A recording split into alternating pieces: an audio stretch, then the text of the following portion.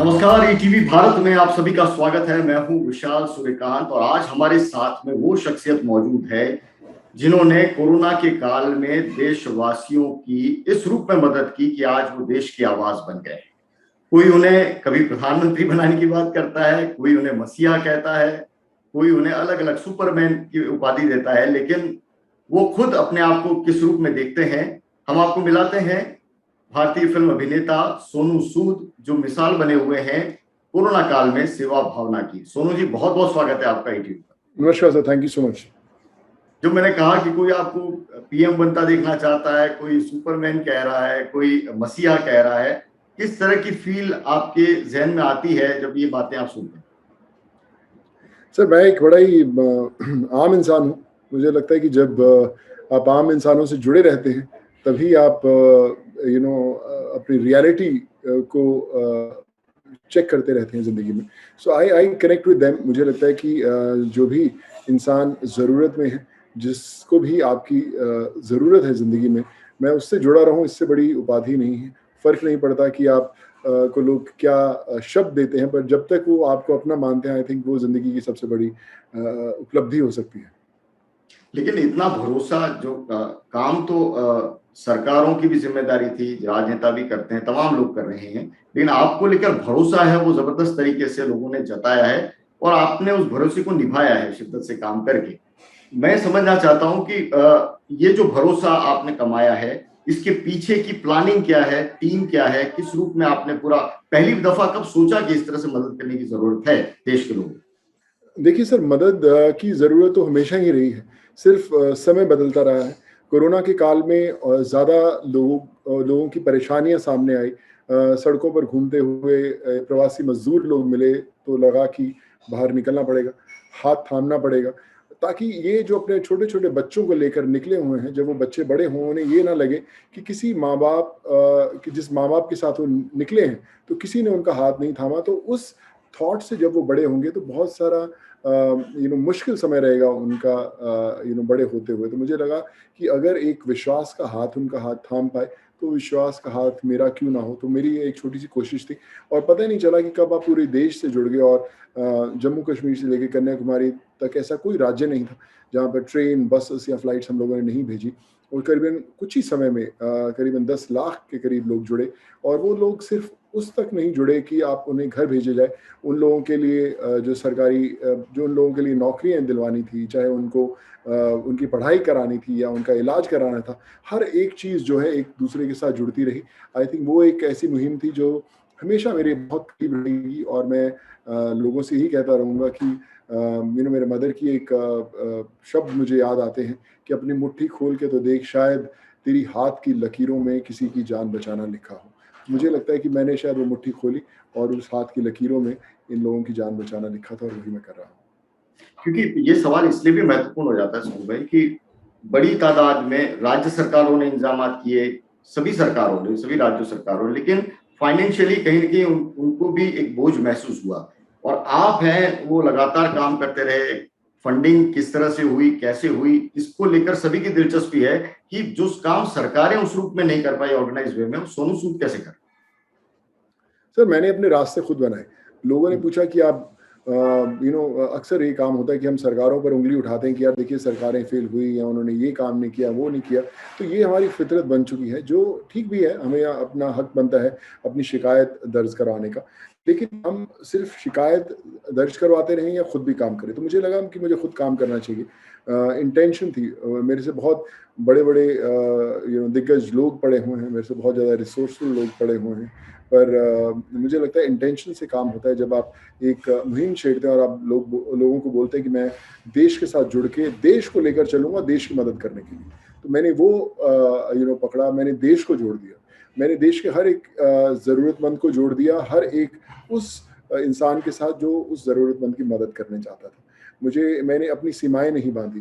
वो बोलते हैं कि जब आप सीमाओं के बाँध बाँधोगे तो आप मदद के पुल कैसे लाँघोगे? तो सीमाओं के बाँध नहीं सकते आप। आज आपके पास लिवर ट्रांसप्लांट वाले भी आते हैं, किडनी ट्रांसप्लांट वाले भी आते हैं, एजुकेशन वाले भी आते हैं, सड़क बनवाने वाले भी आते हैं, शादी करवाने वाले भी आते हैं, आपको किसी लिकर शॉप पे लेके जाने वाले भी रिक्वेस्ट आती है। तो आप उन्हें कैसे हैंडल करेंगे?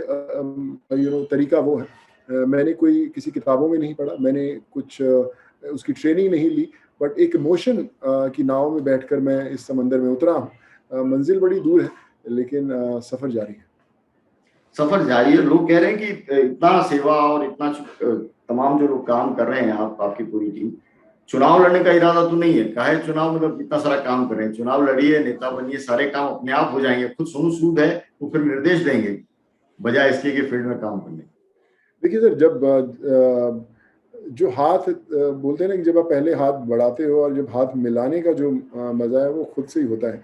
सिर्फ घर में बैठकर एयर कंडीशन रूम के अंदर अगर आप आवाज़ देने लगते तो काम होते नहीं, सड़कों पर तो उतरना ही पड़ेगा। कोरोना काल में भी मैं उतरा और आज भी उतरता हूँ हर रोज़। आइडिया ये है कि पॉलिटिक्स एक बहुत कमाल का, राजनीति एक बहुत कमाल का फील्ड है। अफसोस की बात यह है कि लोगों ने उसे एक रंग दे दिया है कि आप अच्छा काम कर रहे हैं तो आप राजनीति में आना चाहते हो, इसीलिए आप अच्छा काम कर रहे हैं। लोगों को प्राउडली बोलना चाहिए कि हाँ, मैं राजनीति में आना चाहता हूँ और मैं देश बदलना चाहता हूँ। हर इंसान करता है। ठीक है, बहुत लोग नहीं बदल पाए होंगे और बहुत लोग बदलना चाहते हैं और बहुत लोग बदल नहीं भी चाहते। मैं राजनीति के खिलाफ नहीं हूँ, लेकिन मैंने सोचा नहीं है। मुझे लगता है एज एन एक्टर अभी बहुत कुछ करना बाकी है। और अगर राजनीति की बात करें तो बहुत सारे प्रोटोकॉल्स होते हैं कि लोग बोलते हैं कि बॉस, आपको यहाँ से इसी रास्ते पर पकड़ना है, यही हाईवे पकड़ना है और तो ही आपकी मंजिल है।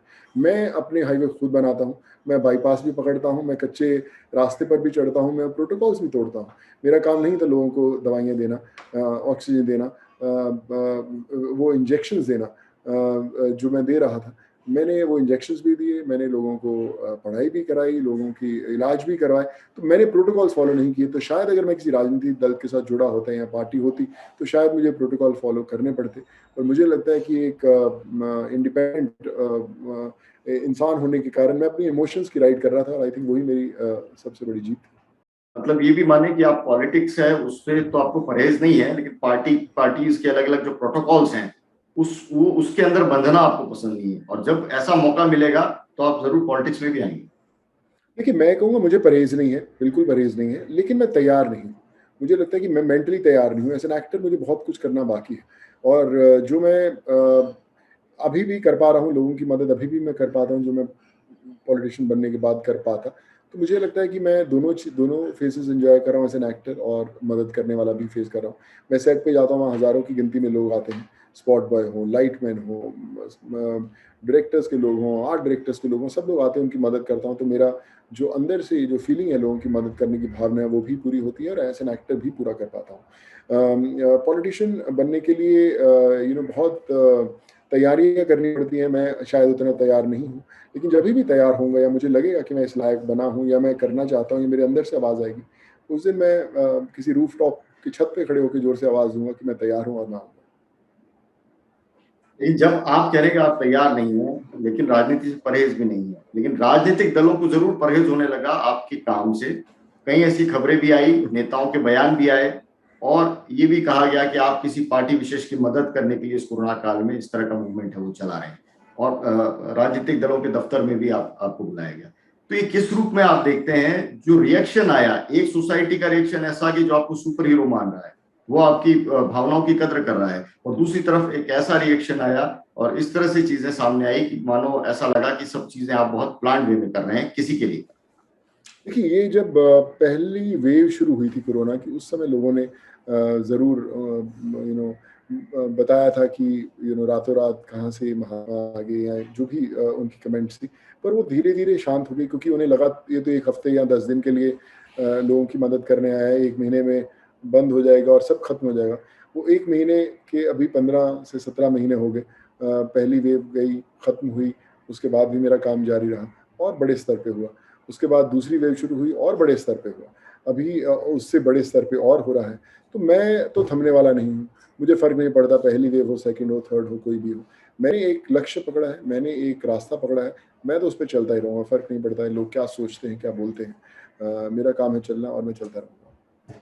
सोनू जी, आप खुद इतने फिट हैं और एक तरह से आइकन है फिटनेस के पूरी इंडस्ट्री के अंदर, और पूरी देश दुनिया के अंदर लोग आपकी फिटनेस की वजह से जानते हैं, लेकिन आप भी कोरोना से ग्रसित हुए। तो यहाँ आपके जरिए एक मैसेज है, वो मैं जनता तक किस रूप में उसको मैं पहुंचाऊं कि फिटनेस होना, स्वस्थ होना और कोरोना से इफेक्ट होना दोनों बिल्कुल अलग अलग विरोधाभास नहीं है, ऐसा हो सकता है। देखिए, मैं जब कोरोना से इफ़ेक्ट हुआ, मैं 5 दिन के अंदर नेगेटिव हो गया था। वो पता नहीं मैं फ़िटनेस के कारण था, या मेरी एक वैक्सीन की डोज़ लग चुकी थी, या मेरे अंदर एक जुनून था ठीक होने का। जैसे ही मुझे कोरोना हुआ तो मेरी पहले शब्द थे कि कोरोना की ऐसी की तैसी, मैं लड़ूँगा और मैं फटाफट हो जाऊँगा। कोरोना के दौर में मैंने ज़्यादा काम किया। मैं आइसोलेटेड था अपने रूम में, और ज़्यादा लोगों को फ़ोन कर रहा था, 24 घंटे काम कर रहा था, और ज़्यादा काम कर पा रहा था क्योंकि मेरे पास समय ही समय था। सो मैं जितने लोग हैं और जितने लोगों ने एक्सपीरियंस किया है, ये बात तय है कि हमें वैक्सीन लगाना बड़ा ज़रूरी है, ताकि हमारे अगर इफ़ेक्ट हो भी तो माइल्ड सिम्पटम्स हो और हम लोग जल्दी रिकवर कर पाएँ। लेकिन साथ में ये भी एक बड़ी बड़ी सीख जो मिली है कि आपकी फ़िटनेस लेवल बहुत अच्छे होने चाहिए, ताकि आप जल्दी हो सकें। आप मैं लाखों कोरोना के जो इफ़ेक्टेड लोग थे उनसे जुड़ा हूँ, और उनको हॉस्पिटल दिलाने से, उनको दवाइयाँ, इंजेक्शन दिलाने से लेके, बेड्स दिलाने से लेके, ऑक्सीजन, मैंने सब किया है, हर स्टेट में किया है। लेकिन मेरा ये एक्सपीरियंस रहा है, और जो मेरा ये मानना रहा है कि बहुत सारे लोगों को बहुत प्रॉब्लम्स भी थी, कुछ ना कुछ हेल्थ रिलेटेड प्रॉब्लम्स थी। जो यंग लड़के, जो लोगों की डेथ हुई 24, 25, 27 साल के, बहुत बेचारे बच्चे गए, उनको कहीं ना कहीं हेल्थ रिलेटेड प्रॉब्लम्स थी या फिटनेस की प्रॉब्लम्स थी, जो एक चीज़ अलर्ट करती है आपको कि फिटनेस आपकी ज़िंदगी का हिस्सा होनी चाहिए, और आपको जब आपकी मुश्किल समय आए तो वो आपको जल्दी निकालने में, जल्दी उभारने में मदद करती है। तो I think that's the biggest lesson that I have learned, और जो मैं बिगेस्ट मैसेज भी लोगों को यही देना चाहूँगा। जी। सूरज जी, बहुत गंभीर किस्म का आपने काम किया है कोरोना के पहले और दूसरे फेज में, और इस दौरान एक एंटरटेनर भी आप में नजर आया सोशल मीडिया पर। और सोशल मीडिया पे लोगों ने जम के मीम भी बनाए आपको लेकर। निसर्ग, मेरे पास में कुछ है, मैं जल्दी से पढ़ देता हूँ। Sonu Sood waiting for cyclone Nisarga so that he can send it back home. एक एक आपके फॉलोवर हैं निखत, उन्होंने लिखा कि सोनू भाई मैं फंसी हुई हूँ, समंदर का किनारा है, क्या करूँ, क्या मुझे उस किनारे पर भेज देंगे? उसका जवाब आपने भी दिया। कोई अपनी गर्लफ्रेंड से मिला रहा है, कोई कह रहा है कि शराब की दुकान तक मुझे वहां से मुझे आप ड्रॉप कर दीजिए। तो इस तरह की जो चीजें सोशल मीडिया पे बनी, और एक तरह से आपकी फॉलोइंग है, उससे सीधा आपने संपर्क साधा है। कैसा फील हुआ, और सबसे अच्छा मीम आपको कौन सा लगा इन सब में से? देखिए सर, सोशल मीडिया का सबसे बड़ा, मैं कई सालों से हूँ, और बहुत सारे कई लोग कई सालों से हैं। आज तक लोग अपने नए जूते डालते रहे, नई टी-शर्ट डालते रहे, नई गाड़ी डालते रहे जो उन्होंने खरीदी। पर मुझे लगता है कि जब आप सोशल मीडिया के ज़रिए लोगों के घरों में चले जाते हैं, उससे बड़ी कोई चीज़ नहीं। जब लोगों को लगता है कि यार ये मेरे बाजू में बैठा हुआ है, मेरी छोटी-सी कुटिया है कहीं बिहार के अंदर, उत्तर प्रदेश में, तेलंगाना में, आंध्र, नहीं मेरे बाजू में बैठा खाना खा रहा है, तब वो रिश्ता जुड़ता है। मुझे लगता है मैंने जाने-अनजाने में वो रिश्ता जोड़ लिया। मैं अगर मेरे साथ वो इंसान खड़ा होके मुझसे पूछता कि मुझे किसी दारू के ठेके पे जाना है, तो आप मुझे पहुँचा दोगे? तो मैं उसको शायद वैसे ही बोलता कि आपको पहुँच आप खुद जाइए, जब आप पी के टल्ली हो जाएँगे तो मैं आपको घर छोड़ने में मदद कर दूँगा। तो आई थिंक जो मैं उनको शायद बोलता, मैंने सोशल मीडिया के ज़रिए कहा, और मैं खुद ही अपने जवाब भी देता हूँ, पढ़ता भी खुद ही हूँ। मेरी कोई टीम नहीं है जो पढ़ के जवाब दे, ये मेरी खुद की एक फीलिंग है उन लोगों के लिए। सो आई थिंक वो कहीं न कहीं कनेक्ट हो पाई उन लोगों से। जो मेरे डायरेक्टर्स, प्रोड्यूसर्स हैं, वो बोलते हैं कि मैं लिखता बहुत अच्छा हूँ, मैं लिखता भी हूँ। मेरे मदर प्रोफ़ेसर थे लिटरेचर के, और लिखते बड़ा कमाल थे, और हमेशा बोलते थे कि सोनू, जो ये का हुनर है मेरे अंदर, वो तेरे ज़िंदा रहेगा जब मैं नहीं हूँ।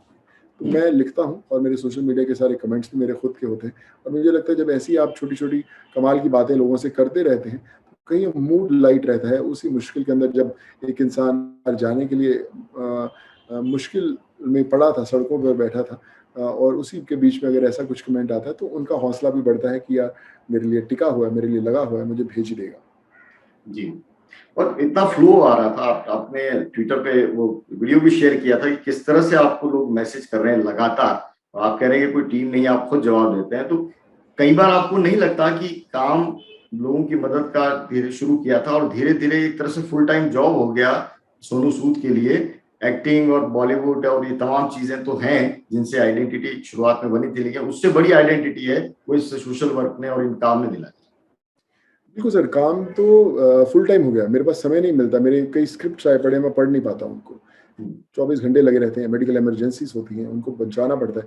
अगर आप 2-4 घंटे उससे दूर हो जाएँगे तो शायद किसी न किसी की जान भी जा सकती है। मेरे माइंड में हमेशा वो एक चीज़ बनी रहती है। मैं कोशिश करता हूँ ज़्यादा से ज़्यादा समय लूँ, लेकिन मैंने टीम्स भी बना दी है। एक ऐसी टीम्स बना दी है जिसका काम दवाइयाँ, इंजेक्शंस ये उनको आंसर करना है। एक हेल्थ केयर की एक टीम अलग है, एजुकेशन की एक टीम अलग है, एम्प्लॉयमेंट की टीम अलग है, किडनी वालों की टीम अलग है, लिवर ट्रांसप्लांट की अलग है। तो वो लोग अपने फ़ोन करते रहते हैं, मेरे को रिपोर्ट करते हैं कि सर ये इसको कैसे सॉल्व किया जाए। फिर मैं खुद बात करता हूँ कॉलेजेस से, हॉस्पिटल से, हेड से, डॉक्टर से, और फिर हम लोग उनको सॉल्व करने की कोशिश करते हैं। तो जैसे मैंने बोला कि जो जंग है वो उसकी ट्रेनिंग मैंने कहीं नहीं ली। हर रोज़ सीख रहा हूँ, तलवारबाजी भी सीखनी पड़ेगी, घुड़सवारी भी सीखनी पड़ेगी, और सीख ही रहा हूँ, लेकिन समय लगेगा माहिर हासिल करने में। जी। फ़िल्म इंडस्ट्री की बात करते हैं, वहाँ पे कई आपके जो साथ के कलाकार हैं, हुमा कुरैशी हैं, उनका स्टेटमेंट आया था कि देश का पीएम होना चाहिए सोनू सूद को। इस तरह के जो स्टेटमेंट आते हैं, क्या उसका रिएक्शन है और क्या वाक़ई सोनू सूद कभी सोचते हैं कि पॉलिटिक्स में आके उतना बड़ा कोई ओहदा ले लें और सिर्फ़ काम के लिहाज़ से? क्योंकि एक अभिनेता होने के नाते आपने चीज़ों को किया तो है, लेकिन कहीं न कहीं आपको सिस्टम की परेशानियों से भी जूझना पड़ा होगा। इससे तो आप इनकार नहीं करें। बिल्कुल, जूझना पड़ा है सर। मैं जब ट्रेन्स भेज रहा था, मुझे याद है कि उस समय महाराष्ट्र और बिहार की ट्रेन्स के लिए बड़ी मेहनत करनी पड़ती थी। परमिशंस नहीं थी ऑफ़िशियल से, मैं सब नोडल ऑफ़िसर से खुद बात करता था, खुद एप्लीकेशंस देता था। हर एक इंसान की हज़ारों की गिनती में उनकी लिस्ट रहती थी, और उनके आप टेस्ट की बात करें, कोविड टेस्ट की बात करें, सब खुद कराने पड़ते थे। तो एक जंग तो लगती थी, हर रोज़ सुबह उठ के जंग लड़नी पड़ती थी। सारा दिन चलती थी, सारी रात चलती और फिर एक नया दिन, नई जंग। तो मैं हमेशा ये मानता हूँ कि अगर सिस्टम मैं रन कर रहा होता या मेरे पास ऐसी ताकत होती, तो शायद मैं कुछ रास्ते बदलता, कुछ नए रास्ते बनाता, कुछ नए पॉइंटर्स बनाता। लोग बोलते हैं कि आपको ये ओहदा होना चाहिए, और मुझे नहीं पता कि मैं डिज़र्व करता हूँ या नहीं करता हूँ। लेकिन जुनून और जज़्बा जो है वो कमाल का है। वो आप मेरे को आधी रात को 3 बजे भी कोई अगर मैसेज आता है, तो मैं उसी जुनून से उठ के काम करता हूँ जो दिन में काम करता हूँ। तो मुझे लगता है कि वो जज़्बा बरकरार रहना इम्पोर्टेंट है। फ़र्क नहीं पड़ता कि आप ओहदे पे हैं या नहीं। लेकिन इसी इंडस्ट्री में कुछ लोग हैं जिनसे आपके मतभेद रहे, वो इस आपकी मुहिम पर लगातार सवाल उठाते रहे। लेकिन कंगना रनौत का ट्वीट है, वो एक एक ट्वीट उन्होंने लाइक किया जिसमें आपको झूठा बताया गया था, फ्रॉड और इस तरह के शब्दों का इस्तेमाल किया गया था आपके खिलाफ। क्या उनको जवाब देना चाहेंगे आप? सर वो खुश है, वो मतलब आई मीन अच्छी है कंगना। मैं अगर उन्हें वो ठीक लगता है मेरे बारे में तो उनका हक, उनका सोशल मीडिया हैंडल है। खुद एक लाइक दबाना हो, रीट्वीट दबाना हो, उनका उनका हक है, फ़र्क कोई नहीं पड़ता सर। मैं आपको बता रहा हूँ कि मैं 135 करोड़ लोगों के साथ चलने की कोशिश करता हूँ। उसमें 135 करोड़ में कुछ हज़ार, कुछ लाख लोग होंगे जो मेरे साथ नहीं चलना चाहते, या वो पसंद नहीं करते कि मैं चलूँगा। लेकिन मैं तो चल ही रहा हूँ। वो बोलते हैं कि जब आप अकेले निकलते हैं, अगर आप ठीक कर रहे हैं तो कार में बनते जाते हैं, उसमें बहुत सारे लोग आएँगे, बहुत छूटेंगे। तो उसमें ये लोग भी हो सकते हैं जो साथ ना रहें, और छूट जाएँ, पर फ़र्क नहीं पड़ता सर। मुझे नहीं लगता कि मुझे रिएक्ट करना चाहिए, मुझे उनकी बातों का मैं जवाब देना चाहिए क्या करते हैं। खुश हैं, उनको खुश रहने दीजिए। अगर उनको इस चीज़ में खुशी मिलती है, तो आई थिंक और उनको और ऐसे लाइक्स करने चाहिए। मुहिम चला रहे हैं आईएएस कोचिंग को लेकर। तो पहले तो ये कि आप ये लगातार एक से एक, पहले तो कोरोना, फिर नए-नए काम आपने लिवर ट्रांसप्लांट और अभी आईएएस बनाने का, यूपीएससी की कोचिंग का फ्री ऑफ कॉस्ट आप कोचिंग देने की बात कर रहे हैं। पहले तो ये आइडिया कहाँ से आया? और दूसरा मेरा सवाल इससे जुड़ा हुआ ही रहेगा, लेकिन पहले इसका जवाब मैं आपसे ले लेता हूँ। ये आइडिया कैसे आया? सर देखिए, बड़े लोग जो हैं मेरे को अप्रोच करते हैं हर रोज़। मेरे जो कैंडिडेट होते हैं, लोगों की ज़रूरत के हिसाब से मोल्ड होते हैं। एक जो होता है, एक आप ऑफ़िस रन करते हैं, आप कोई भी ऑफ़िस, सीएम का ऑफ़िस करें, पीएम का ऑफ़िस, कोई भी करें, किसी भी देश में करें, तो आपके पास ब्यूरोक्रेट्स की एक फ़ौज होती है जो आपको बताती है कि सर आप ऐसे करें, वैसा करें। उनका एक एक्सपीरियंस है, उनकी एक नॉलेज है, उनकी एक समझ है जिसके हिसाब से पॉलिसीज़ बनती हैं, जिसके हिसाब से देश चलता है, जिसके हिसाब से स्टेट चलती है। मुझे लगता है ये जो आईएएस ऑफिसर्स होते हैं, ये बहुत बड़ा योगदान रहता है इनका देश चलाने में। मेरे को बड़े लोगों की मैसेजेस आते थे कि सर मैं बहुत गरीब परिवार से हूँ, मैं बनना चाहता हूँ, आप मुझे हेल्प कीजिए। मैंने बहुत लोगों को हेल्प किया। पिछले साल हमने करीबन 2400 स्कॉलरशिप्स दिए थे। मुझे लगता है कि ऐसे कई लोग छूट ना जाएँ जो देश के अंदर बहुत बड़ी योगदान दे सकते हैं। तो मैंने बोला कि एक ऐसा कोर्स, एक ऐसा प्लेटफ़ॉर्म तैयार करना है कि वो हर इंसान जो अफ़ोर्ड नहीं करता और डिज़र्व करता है, मैं उसको क्या दे सकता हूँ। तो आई थिंक इसीलिए वो आईएएस का जो हमने बनाने की कोशिश की, वो किया कि हर डिज़र्विंग इंसान को वो चीज़ मिलनी चाहिए जो वो चाहता है। सो आई आई बिलीव अभी हमारे पास हज़ारों की गिनती में वो एप्लीकेशंस आ चुके हैं। हम शॉर्टलिस्ट कर रहे हैं, हम उन लोगों को दे रहे हैं और उनकी एक्साइटमेंट लेवल एक अलग लेवल की है। तो अगर मैं ये थॉट नहीं आता, तो ऐसे बहुत सारे डिज़र्विंग लोग जो शायद कल बड़े आईएएस ऑफ़िसर बन के देश चलाएँ, वो छूट जाते। तो आई थिंक ये एक बड़ी अचीवमेंट रहेगी अगर मैं उसमें से कुछ भी अच्छे लोग, अच्छे आईएएस ऑफ़िसर्स देश को दे पाऊँ। लेकिन आप जो आईएएस ऑफिसर है वो तैयार करेंगे कोचिंग सेंटर के जरिए, उनसे क्या एक्सपेक्टेशन रहेगी जो मौजूदा जो ऑफिशियल्स हैं, ब्यूरोक्रेसी है, उसके अंदर नहीं हो रहा है या आपने मिस किया है या आप चाहते हैं कि उसमें कुछ बदलाव हो? देखिए, वो सब अच्छा ही करते हैं, पर मैं हमेशा बोलता हूँ कि बहुत सारे ऐसे आईएएस ऑफ़िसर्स हों, ब्यूरोक्रेट्स हों, कई बार सिस्टम के दायरों में भी बंधे रहते हैं कि आप कुछ करना चाहते हैं, लेकिन आप कर नहीं चाहते क्योंकि आपको सिस्टम के प्रोटोकॉल्स फ़ॉलो करने हैं। पर मुझे ऐसा लगता है कि जो डिज़र्विंग आदमी, जो मेहनत करके ऊपर आता है, जो जिसको शायद ये मौका नहीं मिलता अगर हम लोगों ने शुरू नहीं किया होता, उसके अंदर एक अलग जुनून, एक अलग जज़्बा रहेगा कि यार मैं तो शायद एक बन ही नहीं पाता, लेकिन सोनू सूद ने तब 2021 में ये मुहिम छेड़ी और जिसके कारण मुझे मौका मिला और मैं आज उस लायक बन गया हूँ, तो शायद वो भी ऐसा कदम उठा के और लोगों की हेल्प करने की कोशिश करेगा। जो हेल्प की कड़ी है सर, वो बड़ी मज़बूत होती है और बहुत तेज़ी से बढ़ती है। जिस जिस इंसान को मदद मिलती है जब वो एक्सपेक्ट नहीं करता, वो सबसे बड़ी मदद होती है। मेरे मदर हमेशा एक और चीज़ कहा करते थे कि सोनू, तेरी कामयाबी तब है जब तू उस इंसान की मदद करे जो तेरे से किसी मदद की इंतज़ार नहीं कर रहा, जिसको एक्सपेक्टेशंस नहीं है और उस तक मदद पहुँचेगी, वो तेरी सबसे बड़ी कामयाबी है। तो मुझे लगता है कि वो लोग हैं जिन तक मदद शायद कभी नहीं पहुँचती और आज पहुँच गई, और जो अगर सक्सेसफुल होके वो भी कल ऐसी कुछ मुहिम छोड़े, तो वो जो चेन है हेल्प की, वो आगे बढ़ेगी। आपका वैसी ही ऑक्यूपेंसी ज़बरदस्त तरीके से चल रही थी बॉलीवुड के अंदर, लगातार आप काम कर रहे थे, ये काम और ले लिया। परिवार है, उसको समय कैसे दे पा रहे हैं? सर उनके नहीं साथ दे कहीं पाता इनजस्टिस तो नहीं हो समय। रहा? सर नहीं दे पाता समय। मैं बैठा रहता हूँ एक कॉर्नर के किसी कुर्सी के, घर के सोफे के किसी कोने में। सुबह होती है, शाम होती है, रात होती है, मिडनाइट होती है और अगले दिन सुबह हो जाती है। जो फैमिली है, बच्चे मुझे जाते हुए दिखते हैं, इधर से उधर, इधर से उधर, और बीच में स्माइल कर लेते हैं हम दोनों एक दूसरे को देख के। कई बार आप कुछ प्यार दिखा देते हैं उनको, बट आप समय नहीं बता सकते। पिछले अगर आप 15 महीने की बात करें, तो मैं बिल्कुल भी नहीं बिता पाया समय उनके साथ। कई बार 3-3 दिन हो जाते हैं, मैं उनसे बात भी नहीं कर पाता क्योंकि आप इतने व्यस्त थे। जब फर्स्ट वेव, सेकंड वेव का पीक चल रहा था, तो मैं डे एंड नाइट बाहर रहता था। 20-22 घंटे आप फ़ोन पे रहते हैं, आपको सुध-बुध ही नहीं, खाना खाने का समय भी नहीं मिलता क्योंकि हर एक सेकंड में एक ज़रूरतमंद कॉल कर रहा है, जो मेडिकल इमरजेंसी में, जिनका कोई मदर, फादर, हस्बैंड, वाइफ, बहन, भाई, कोई ना कोई मर रहा है, आप उनको मदद करें, तो आपको समय नहीं मिलता कि आप कैसे रिएक्ट करें। तो वो दौर था। अभी शायद थोड़ा-सा कम होगा, थोड़ा-सा शायद वक़्त बिता पाऊँगा, लेकिन अगर आप 15 महीने की बात करें, तो मैं बिल्कुल समय नहीं बिता पाया उनके पास। देखिए अगर ये ठीक है 15 महीने जिस रूप में काम हुआ है, जिस देश की ज़रूरत भी थी और जिस भावना से आप काम कर रहे हैं, वाक़ई काबिल-ए-तारीफ़ है। लेकिन अब वो आपको नहीं लगता कि वो वक़्त आ गया है कि इसको थोड़ा ऑर्गेनाइज़ किया जाए जिसमें सोनू सूद की भूमिका, उनकी भावना ज़रूर रहे, लेकिन सोनू सूद हैं, वो अपना परिवार को भी ध्यान दें और अपने फ़िल्मी करियर को भी ध्यान दें, ये काम भी सँभालें। तो इसको एक पूरा ऑर्गेनाइज़ सेटअप करने की एक ज़रूरत आपको महसूस नहीं होती?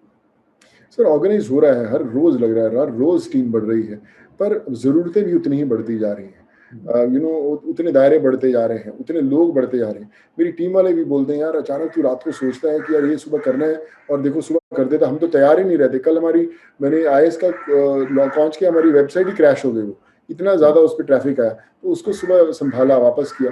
तो आइडिया ये है कि जब पूरा देश आपके साथ चलने को तैयार है, आपके पीछे, आपकी बातों को गौर से देख रहा है, तो आपको अपनी टीम बढ़ाते रहना पड़ेगा, लेकिन समय लगेगा उसको करने में। बहुत ढंग से हमने ऑर्गेनाइज़ किया है, बहुत चीज़ें हमने स्ट्रीमलाइन कर दी हैं, लेकिन दायरे बहुत बड़े हो गए हैं। जब दायरे बड़े हो गए हैं, तो वो बोलते हैं कि डबल इंजन, ट्रिपल इंजन डालना पड़ेगा क्योंकि गाड़ी में लोग बहुत ज़्यादा सवार हो गए हैं और उनको मंज़िल तक पहुँचाना है, तो थोड़ी ताकत ज़्यादा लगेगी।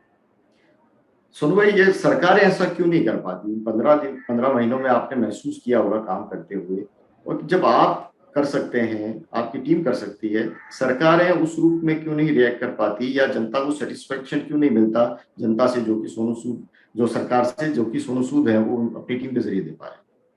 सर मुझे देखिए सरकारें भी अच्छा काम कर रही हैं, उन्होंने भी किया है बहुत, मैं उनसे उनका ड्यू नहीं लेना चाहूँगा। पर क्या रहता है कि जब आप अपने काम को एक अपनी ड्यूटी समझते हैं कि भैया मेरा 9 टू 5 जॉब है, 9 टू 9 हो गया, टाइम खराब हो गया तो 9 टू 12 अभी और ज़्यादा 4 घंटे बढ़ गए, फिर आप बंद कर देते हैं, अपना फ़ोन बंद कर देते हैं, अचीवेबल नहीं होते। मेरा फ़ोन 24 घंटे चार्ज रहता है, रात को 3 बजे भी फ़ोन आते हैं, 4 बजे भी फ़ोन आते हैं, मैं उठाता हूँ और फिर हम लोग काम में भिड़ जाते हैं। मुझे लगता है कि इमोशन, पर्सनल इमोशन जुड़नी बड़ी ज़रूरी है। एक होता है कि मैं एक कुर्सी पे बैठा हूँ और उस कुर्सी की ये ज़िम्मेदारी है इन लोगों का ध्यान रखने की, तो फिर आप लिमिटेशन बाँध लेते हैं। एक आप होते इम्पर्सनल होते कि यार सोनू सूद है, इसका फेस है, ये वन ऑन वन बात करता है। मेरे अभी घर के नीचे सुबह से लोग खड़े हैं, उनको बड़े लोगों को उनकी चीज़ें दे दी गई हैं जो उनको चाहिए थी, उनको सॉल्व कर दिया है, किसी को राशन चाहिए था, किसी को जॉब चाहिए था, किसी को इलाज कराने हैं, कोई आंध्रा से आया, कोई तेलंगाना से, कोई पंजाब से आया, हम लोग सॉल्व करने की कोशिश करें, पर गिनती बढ़ती आ रही है। अगर हम सोचूं कि यार मैं नहीं जाऊँ नीचे आ रही, तो वो बंद करना पड़ेगा, 200-200 आदमी नीचे खड़ा होता है, कैसे करेंगे? तो वो लोग जो इतनी दूर से आए हुए हैं उनकी प्रॉब्लम सॉल्व नहीं होगी। जब आप नीचे जाके उन 200 की प्रॉब्लम सॉल्व करते हैं, तो 200 से कल 2000 लोग तैयार हो जाते हैं आने के लिए। तो इसका तरीका ढूंढ रहे हैं, थोड़ा सा वक्त लगेगा, लेकिन जैसे मैंने बोला कि अभी पूरा देश जो है पूरा लगा हुआ है प्रॉब्लम बताने में, उसके लिए उतने कान उतने हाथ बटोरने जरूरी है। सुन भाई, आपने कहा राजनीति से परहेज नहीं है कोई, अगर राजनीति में आएंगे जब आप तैयार हो जाएंगे, आपने कहा कि ऐलान करेंगे छत पे खड़े होकर कि मैं तैयार हूँ, कोई स्टेट है वो जहन में आता है कि इस स्टेट से चुनाव अपनी राजनीति शुरू करेंगे, इस इलाके से अपना काम है वो शुरू करेंगे, या बहुत जल्दबाजी? नहीं है, मैं तो सर सारी स्टेट्स का हूँ, मैं पंजाब में पैदा हुआ। पर इस सब एक साथ चुनाव नहीं लड़ पाएंगे ना आप सब जगह। नहीं, हाँ, तो वही है सर, महाराष्ट्र में काम कर रहा हूँ, आंध्र तेलंगाना में बहुत काम किया, प्यार हर जगह से उतना ही मिलता है। मुझे समझ नहीं आता, मैं तो कोई रंग नहीं देखा, कोई धर्म नहीं देखा, कोई जात नहीं देखी, कोई स्टेट नहीं देखा, मैं तो काम कर ही रहा हूँ। ऑक्सीजन प्लांट्स की बात करें तो मैं पंजाब का हूँ, तो मुझे सबसे पहले ऑक्सीजन प्लांट पंजाब में लगाना चाहिए था, लेकिन मेरा पहले प्लांट जो है आंध्र और तेलंगाना में आ रहे हैं, उसके बाद कर्नाटका में जा रहा है, उत्तराखंड में जा रहा है, राजस्थान एमपी में जा रहा है। सो मुझे तो पूरा देश एक ही लगता है सर। स्टेट्स में आपने बांट दिया हो कि भैया हमारे इतनी स्टेट्स हैं, लेकिन मुझे लगता है हर स्टेट मेरी है, हर इंसान मेरा है, हर धर्म मेरा है, हर जात मेरी है। चलते चलते एक आखिरी सवाल, सड़कों पर सोनू सूद को तो हमने देखा 15 महीनों में, जिस रूप में आपने शिद्दत से काम किया, वो पहले पर्दे पर फिर वापस नए सिरे से आपको देखना चाहते हैं, जो आपके तमाम फिल्मी प्रशंसक हैं, तो आपके अपकमिंग प्रोजेक्ट्स कौन कौन से हैं और किस रूप में वो सामने आ रहे हैं? सर मेरी पृथ्वीराज चौहान फिल्म आ रही है, यशराज की फिल्म है, और वो आएगी नवंबर के अंदर। वो एक इम्पॉर्टेंट फिल्म है। साउथ के अंदर चिरंजीवी सर के साथ आचार्य आ रही है। फिर मेरी खुद की एक फिल्म अजीज स्टूडियो के साथ वो शुरू होने वाली है अगस्त सितंबर के अंदर। तो ये सब फिल्में हैं, बहुत एक्साइटिंग प्रोजेक्ट्स हैं, और नए बहुत सारे प्रोजेक्ट्स आ रहे हैं। So I am pretty excited about it, और फिल्में आती रहेंगी, एंटरटेन करते रहेंगे साथ साथ, और काम भी करते रहेंगे। बहुत बहुत शुक्रिया सोनू जी हमारे साथ में जुड़ने के लिए। जिस शिद्दत के साथ आपने सेहत बनाई, उसी शिद्दत के साथ आप बॉलीवुड के अंदर काम भी कर रहे हैं, और उसी शिद्दत के साथ में आप समाज की सेवा भी कर रहे हैं। अपने आप में बहुत महत्वपूर्ण है जिस रूप में आप काम कर रहे हैं, और आपसे कई लोग हैं वो इंस्पायर होकर आगे आएंगे और कमान संभालेंगे सोशल वर्क की। और बाकी आपकी जितनी भी ख्वाहिशें हैं, चाहे वो राजनीति की, फिल्म की, वो सभी हसरतें जल्द पूरे हों, इसी की तमाम लोग हैं वो, मुझे लगता है कि आपको इस तरह की भावनाएं, शुभकामनाएं वो देना चाहेंगे। बहुत बहुत शुक्रिया ईटीवी भारत के साथ में जुड़ने के लिए। सुनो, बहुत बहुत शुक्रिया। Thank you so much, thank you so much.